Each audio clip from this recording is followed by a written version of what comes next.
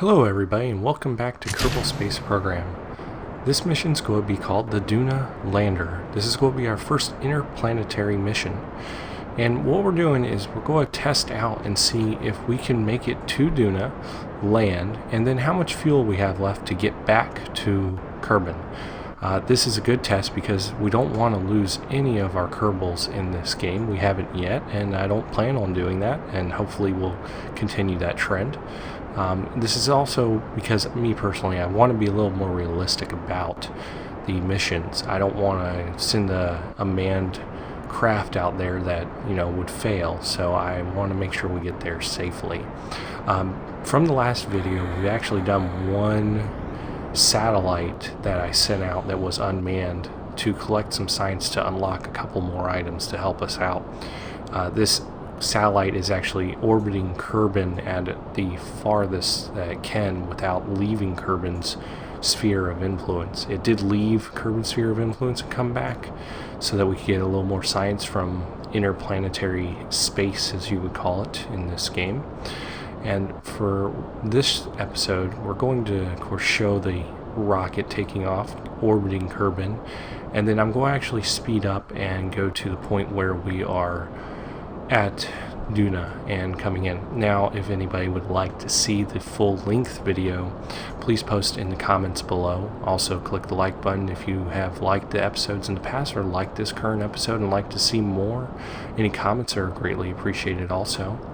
Our most popular episode so far has actually not been part of the regular career mode, but has been the Subassembly's intro. It's just a 2-minute quick video that has surpassed 100 views on my channel, and I will be posting a link in the video that you can click to open that also and check that out. There's also part 2 available with a little bit more advanced sub-assemblies and what you can use them for.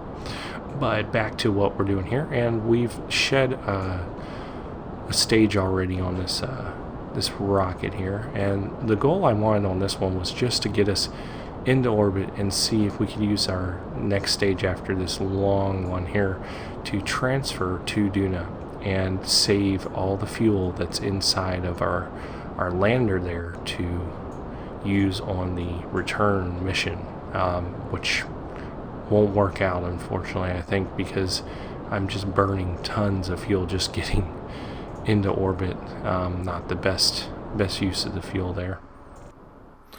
Alright, and as we get up, we will check out our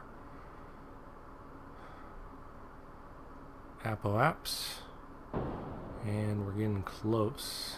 Not. We are burning a lot of fuel just trying to get this up here. I might need to redesign this package on this rocket next time. But as we get higher here, we are speeding up, so check that fuel. It is a decent amount. Do have a lot of tanks there.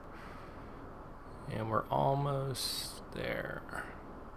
Let's get ready to cut it off. Alright, should be good there. Let's go ahead and set up our maneuver node here and set our burn for our orbital velocity. There we go. It's not too bad. Just hang out here and get ourselves lined up. Now, this is just another standard orbit for this point. We'll get out to in a little while here. Of course, we still don't have any RCS, so turning these larger rockets is not as efficient on this, or timely. I would say it is efficient because you're not using any fuel, which it's amazing what you can do in this game without RCS. When we first started career mode, of course, we had power was the problem because you could only get power by your initial amount that you launched with, and also with the engines burning. And when you went to the little poodle engine, or not poodle, but the little engine that's on your final stage, you don't get power from that anymore, so it doesn't help out at all. Another interesting fact is I've started to use earlier in the series the aerodynamic cones, which have a I think it's 0.01 drag on them. they actually help the rocket in the control of the rocket. So stability-wise, it helps out there. They added that as a feature in the 0.22 expansion, or not expansion, but update. There we go. We drop our last large stage there, and we'll go ahead and come here to Duna. Like I said, if you guys want to see everything that went on between, it took an hour, almost a complete hour, to get to Duna and land and do our science. So I cut out a lot of it there because it's a lot of me looking at research in the middle of nowhere and then making maneuver node changes forever to get the Duna encounter. And for the Duna encounter, you do need to use a 45-degree setup from the angle of you looking at the sun is level with the Kerbal planet, and then 45 degrees over north, or the picture you're looking at when you're looking down at the solar system, is Duna. And that will give you, just like the moon, when moon rises over moon rises over Kerbin, you burn. It will give you your Duna encounter, and you do have to fiddle quite a bit because you're aiming for a very small window of opportunity there. And without RCS, makes it a little bit harder to make those minute adjustments, so you have to fiddle with it after you get close. But we're going to come in here, as with most of our landings, we want to come in as close as we can to the surface as fast as we can, instead of going with a high orbit and slowing us down from there and then falling, which wastes a lot of fuel. Because right here, as you can see, we're just slowly going down. We're losing that altitude, so you have to still get rid of your horizontal velocity either way. But with this, you don't have to get rid of all that velocity that you gain from the gravity pulling on the craft. And I'm checking out the different logs on science here for temperature, accelerometer, and vacuum, because we're in the atmosphere on this planet, which is really nice.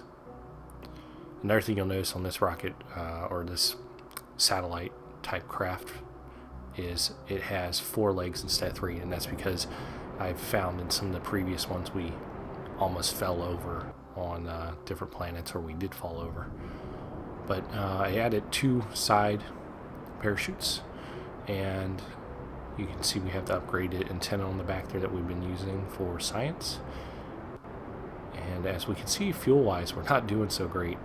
We burned up too much getting into orbit around Kerbin. But we'll go ahead and burn and wait a little bit until we get closer. We are getting fairly close, and we're still moving pretty fast. These parachutes hopefully will deploy here shortly, but I don't want it to rip apart the craft, so we'll slow ourselves down, hopefully. That will help out. And a little wobbly, but it stayed together. And that's the key, because the last thing we want is for our craft to separate into 2 pieces there. But from the looks of it, our fuel's kind of low. We're not going to make it back. So this is good that we used a remote module here to control our craft all the way to Duna. If we'd used a Kerbal, we of course, we would have been doing a rescue mission without a craft already built that works with the parts that we have. Let's go ahead and take this down and land it. It's got a little bit of fuel here. We might use that when we get close to slow us down, so we don't impact too hard, because the craft is a little bit heavier. There we go. And too much, and we're on, and we're level. Alright, cool, we've made it. As you can see, I collected some science while we were coming in, but obviously we're not going to be able to take that back with us, so let's go ahead and extend our solar panels, make sure we don't run out of power here. Let those set up, and then we'll go ahead and send all our research back to Kerbin.